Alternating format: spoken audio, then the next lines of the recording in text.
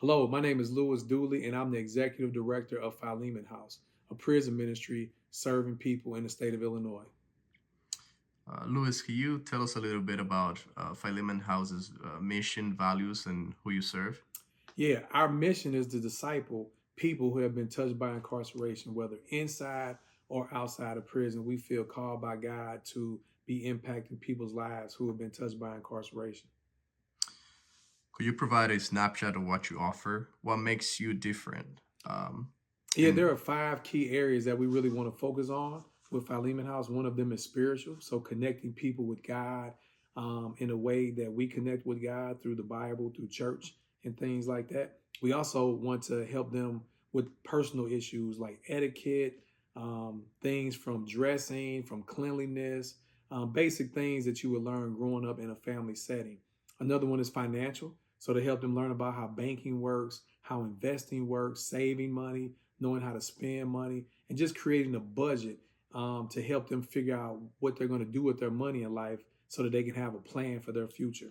We also have educational goals. We help each person where it's mandatory for them to go to school, whether it be high school, vocational school, or college. We want to help them figure out what do they actually want to do in life. What are some of the things that they're really passionate about? We help identify that, and then we find the right type of path to get them on. And then lastly, occupational. Sometimes it's not that difficult getting a job, but it's keeping a job and it's having a job that you can feel fulfilled in.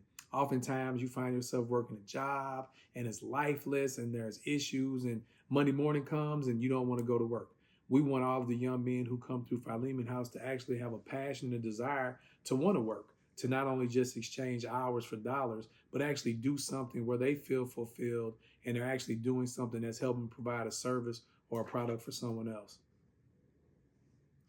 could you share about a time where um, your organization has had such a big impact in one of the people that you've been helping or you've helped in the past? Yeah, one of the people that I can think about is great. Actually a young man who came with us had never really been to high school before, and so we located the school board. We found a alternative school that he was recommended to go to. He got enrolled in alternative school, and in just a few months, he excelled so much that he was actually open and ready to go to a regular high school, in which case the alternative school principal and others said this is the first time that they ever had a student that was enrolled in alternative school actually make it back to the regular school. He finished that school year out. He just completed the next year, and this coming school year, he'll be going to complete his senior year of high school. And it's just amazing. Like we didn't do the work, we just kept kind of cheer led and encouraged. But he actually had to put in the work to make these great accomplishments. And so we're excited to see what he has accomplished, and even more so excited to see what his future looks like. Could you explain any current challenges you're facing and how additional funding and resources will help address these challenges?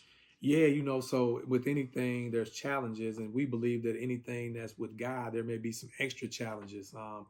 So, one challenge is every nonprofit needs funding, and that's always a challenge. We don't have a benefactor that just funds everything. So, being creative and trying to figure out ways to raise money so we can carry out this mission is always something that's on my mind. It's actually my number one thing to do as the executive director is to raise money. And so, thinking of creating fundraising ideas, also trying to figure out what the future is going to look like for us.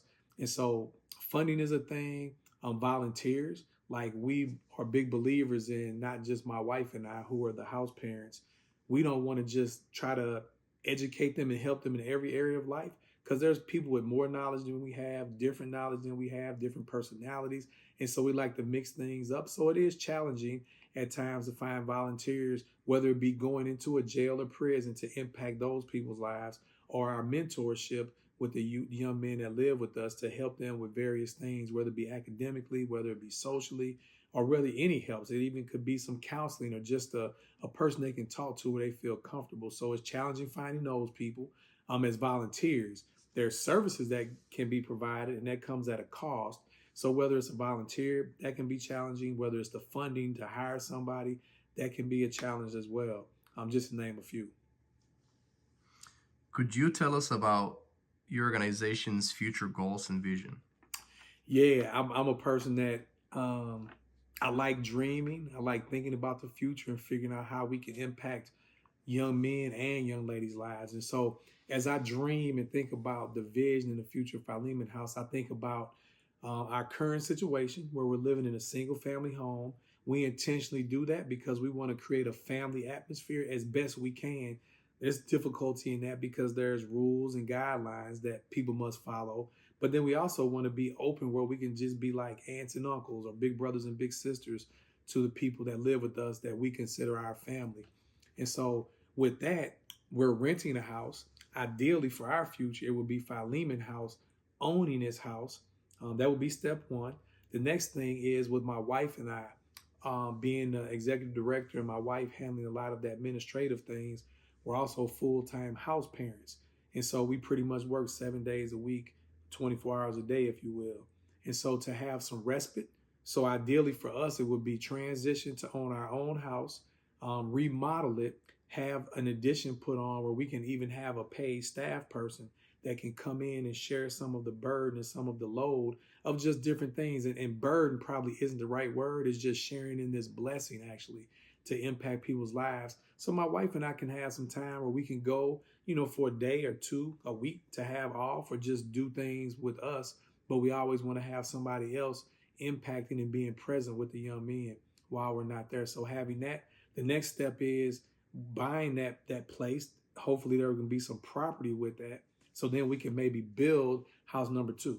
And we want to impact young ladies' lives as well. So there is a need. Sometimes there's more of a need than others. And as we get to that point, we'll be praying and seeking God and working with the state to figure out are there enough young women who will want to have something like we offer.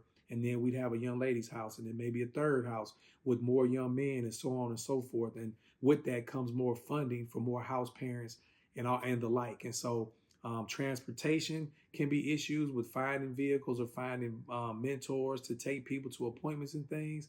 There's a whole lot more things that there's a need for, but we're just trusting in God that He'll provide those things that we have need.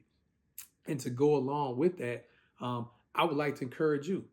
I would like to encourage you to consider how you may be able to impact Philemon House, whether it be directly by being a mentor or helping with education pieces or occupational pieces, or it could be with funding.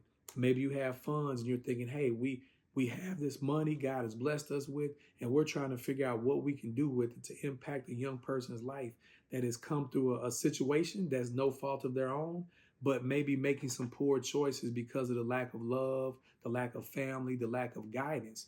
And maybe you want to sow a seed into that to help us do the front end work. And you can be on the back end just as important because we're all needed. But maybe that's a place you can find yourself. So I just want to ask you, would you be willing? And I also want to thank you.